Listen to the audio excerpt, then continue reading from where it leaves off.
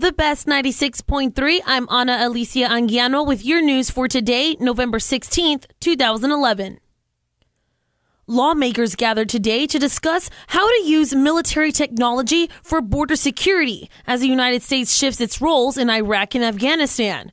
Texas legislators showed particular interest in acquiring defense equipment for the state's border with Mexico, touting their recent travel to the Middle East and inviting federal officials to visit their home districts. With American troops leaving Iraq and an eventual withdrawal from Afghanistan expected, advocates for military technology on the border said it is an attractive option because it could save taxpayers money, could complement the U.S. Border Patrol's human resources, and has proven successful before. U.S. Representative Henry Cuellar just recently visited troops in Iraq and Afghanistan and wondered what would happen to all the equipment being used because, quote, we paid millions of dollars for it. Cuellar spoke to the House Border and Maritime Security Subcommittee and wanted to know what overseas equipment will become available and how we could get it to the Texas-Mexico border.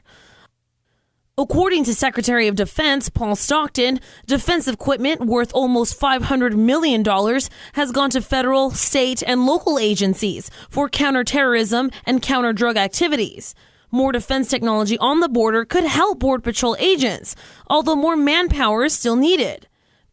The use of defense technology has already proved successful. Predator drones are just one example.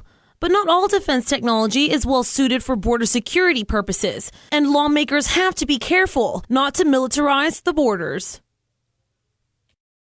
At Tuesday night's school board meeting, board members were informed of a grant for Cardwell Elementary.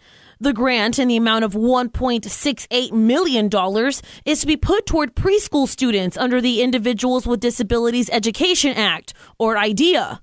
While this is good news for both Cardwell Elementary and its preschoolers, speculation has been mounting about the platform because it isolates students from mainstream schooling, and a new study is now suggesting that IDEA's educational outcomes are not much better than traditional public schooling.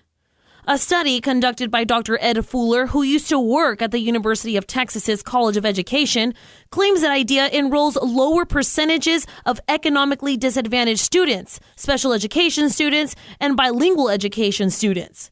He also found, after examining data from the Texas Education Agency, that even though IDEA sends 100% of its graduates to post-secondary institutions, 65% of those students enrolled leave before graduating.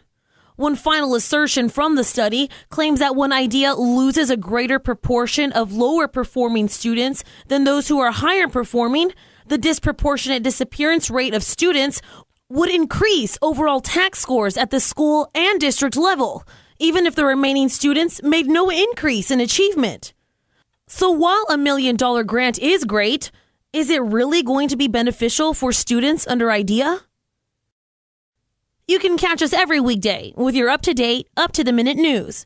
Follow us on Twitter, KTDR-FM, or on our webpage, thebestktdr.com. With your radio news, I'm Ana Alicia Anguiano. This segment brought to you by Buffalo Wings and Rings of Del Rio. Great food, no bull.